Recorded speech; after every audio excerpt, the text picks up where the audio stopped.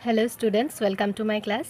আৰু আজি মই লৈ আহিছোঁ তোমালোকৰ ষষ্ঠ শ্ৰেণীৰ হিন্দী কিতাপখনৰ তৃতীয়টো পাঠ ধৰিয়া কা পাঠ। আৰু এই পাঠটোত আমি আজি এই পাঠটো ধুনীয়াকৈ বুজি ল'ম। তাৰপিছত কিন্তু আমি পৰৱৰ্তী ভিডিঅ'টোত ইয়াৰ প্ৰশ্ন উত্তৰখিনি কৰিম।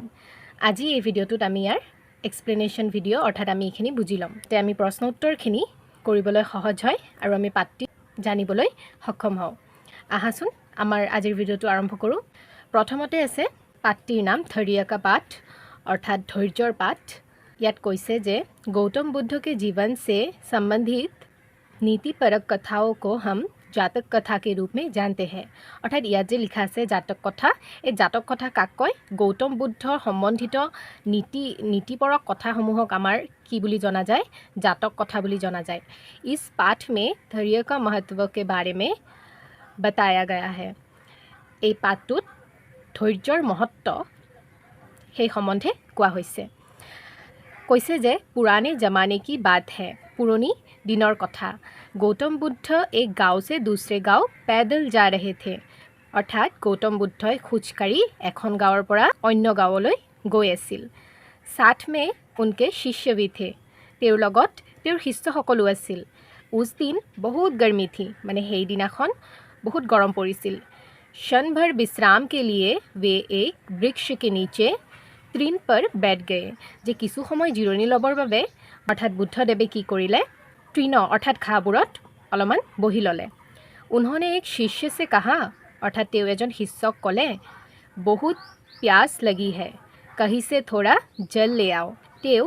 তেওঁৰ এজন শিষ্যক ক'লে যে বহুত পিয়াহ লাগিছে, ক'ৰবাৰ পৰা অলপমান পানী লৈ আহা।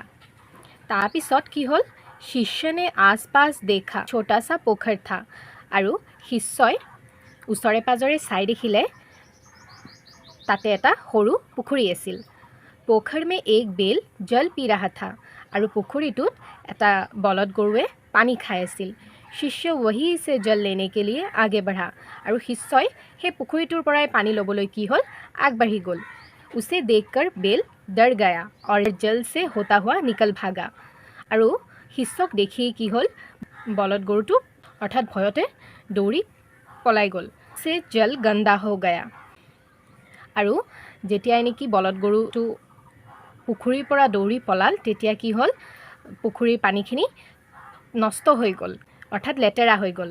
শিষ্য ने सोचा गंदा जल गुरु के लिए ले जाना ठीक नहीं होगा।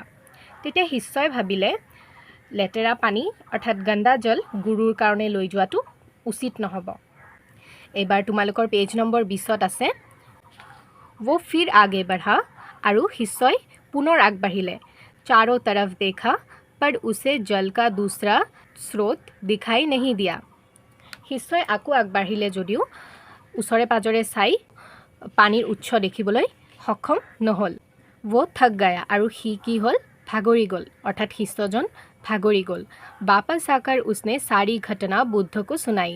তাৰপিছত আকৌ উভতি গৈ শিষ্যই বুদ্ধক গোটেই আগৰ ঘটনাখিনি বুদ্ধক ক'লে। शिष्य की बात सुनकर बुद्ध मुस्कुराए और बोले। আৰু শিষ্যৰ কথা শুনি বুদ্ধই হাঁহিলে আৰু ক'লে, पुनः तुम उसी पोखर के पास जाओ, अगर इस बार भी जल गंदा हो तो कुछ समय रुक जाना। তাৰপিছত বুদ্ধই ক'লে যে তুমি পুনৰ সেই পুখুৰীটোলৈ যোৱা আৰু এইবাৰো যদি পুখুৰীৰ পানীখিনি লেতেৰা হয় তেতিয়া তুমি তালৈ কিছু সময় ৰৈ দিবা।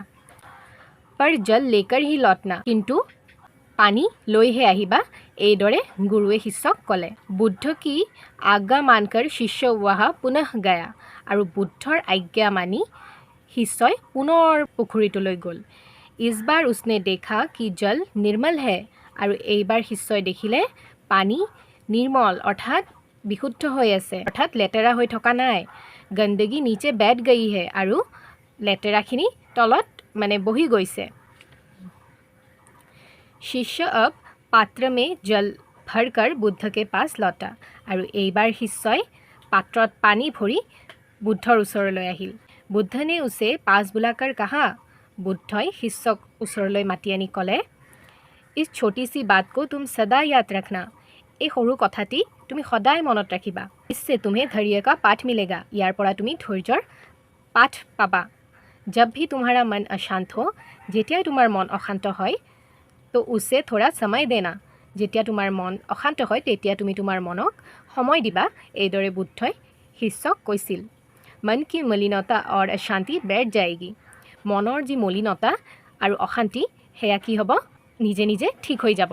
अपने आप शांत हो जाएगा और मन निजे निजे शांत हो যাব। बुद्ध की अनमोल बातें सुनकर शिष्य की चित्त प्रसन्न हो गया और बुद्धर अनमोल कथाखिनि अर्थात नीति कथा शुनि शिष्यर मन एकेबारे प्रसन्न हो गल।